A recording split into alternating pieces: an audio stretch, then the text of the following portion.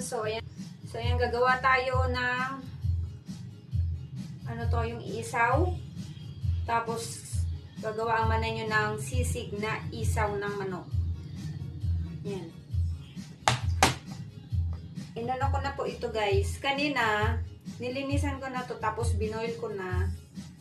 Tapos, pagkatapos kong binoil, hinugasan ko ulit, and then, nilagyan ko na ito ng black pepper, tapos may white pepper din siya, may salt, yun, tapos flour, kasi ipo-fry ko siya, tapos gagawa tayo ng sisig. So ngayon ay magpo-fry na tayo, ipo-fry natin ito. So parang ang dami nito, guys, siguro half lang, madami masyado. So, ilagay ko na lang muna sa ref yung iba. Lulutuin na lang the next day yung iba. Masyadong madami, guys. We need to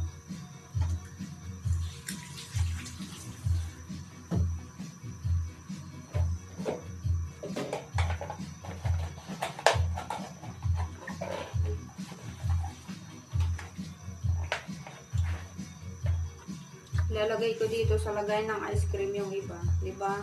Papakinabangan natin yung mga lagayan ng ice cream.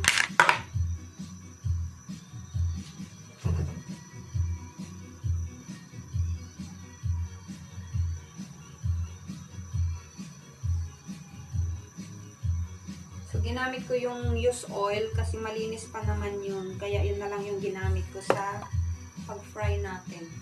So, I think dadagdagan ko siya. Dagdagan natin siya ng oil. Parang konti.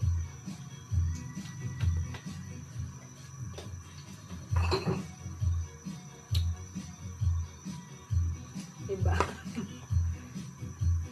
So, masyadong madami, guys. So, kalahati lang yung gagawin natin. Yung iba, sa sunod na araw na lang. Masyadong madami. Yan, okay na to. So, mainit na.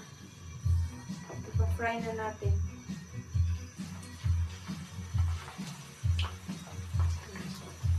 Lagay na natin lahat.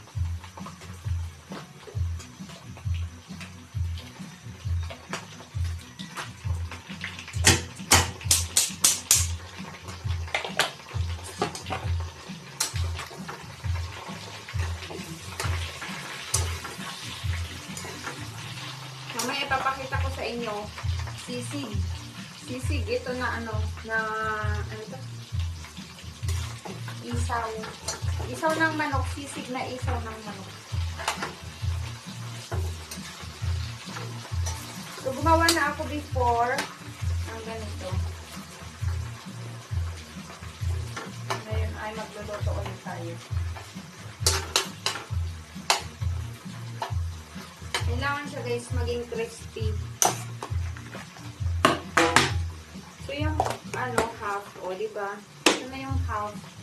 Ilalagay ko na to sa ref.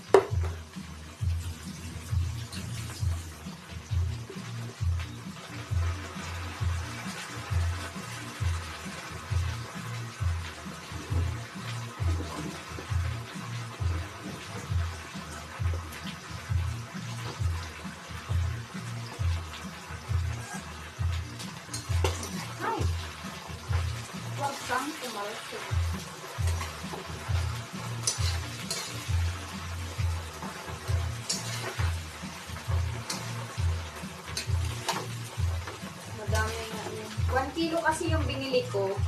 So, 1 kg siya. So, yung half lang yung ginawa ko. So, susunod, lulutuin naman natin yung kalahati.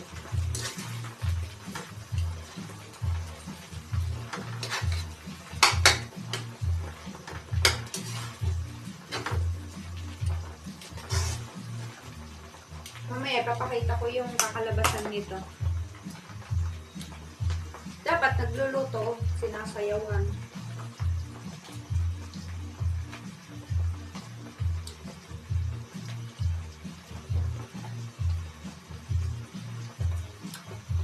May tugtog kasi eh.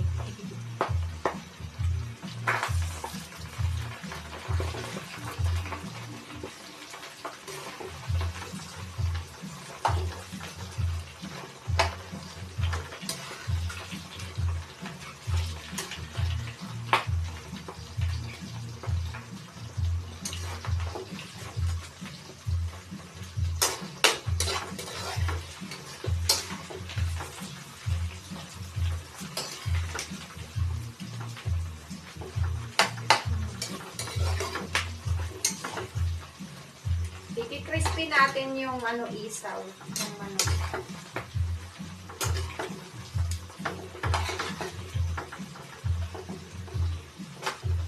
Last time nung gumawa na ako nito, ang sarap niya.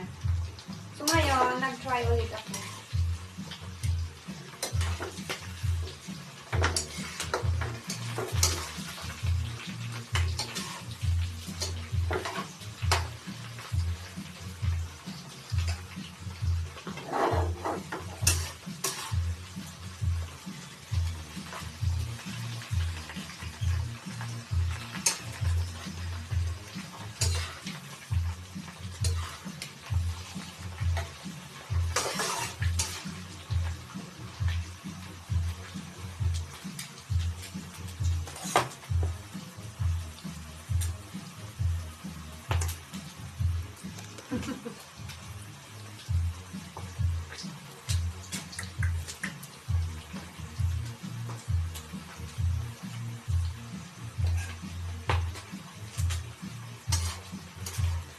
Malapit na siya maging crispy.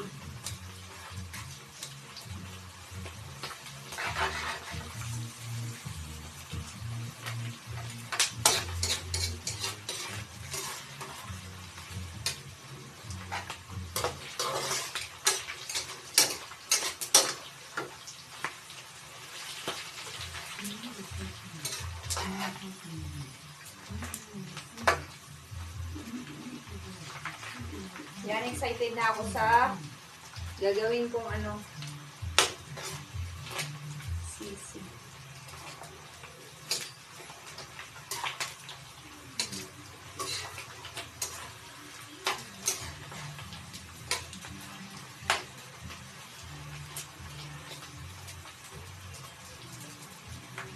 Konti na lang, magiging crispy na siya.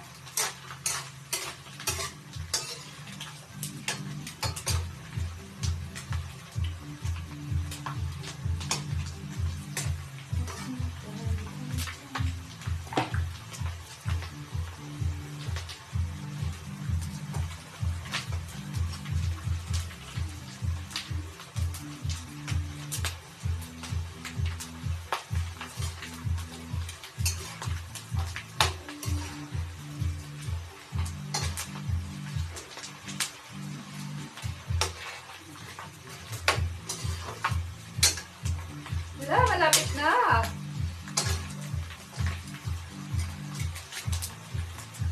Pakita ko sa inyo, guys.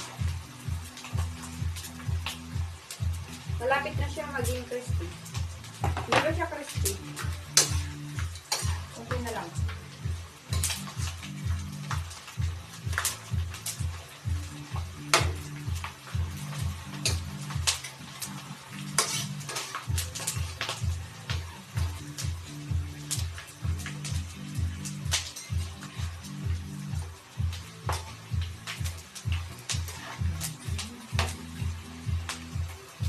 So, ayan, okay na.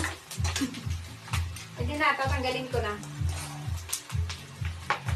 Papakita ko na lang mamaya, guys. Babay muna at gagawin